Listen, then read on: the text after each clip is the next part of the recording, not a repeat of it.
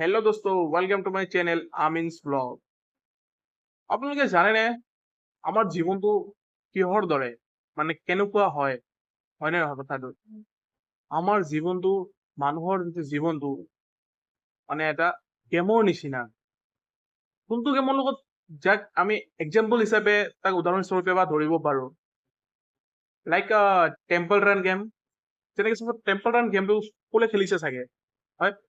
চবে খেলিছে, সৰুৰ পৰা ডাঙৰ হওক যি হওক সকলোৱে খেলিছে।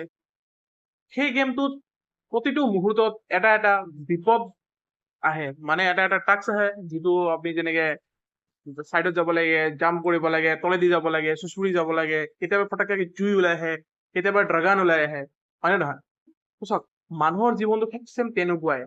আমি সেই প্ৰব্লেমবোৰ চল্ভ কৰিহে আমি জীৱনটো জীয়াই ৰাখিব লাগে। মানুহৰ লাইফত কোনো ধৰণৰ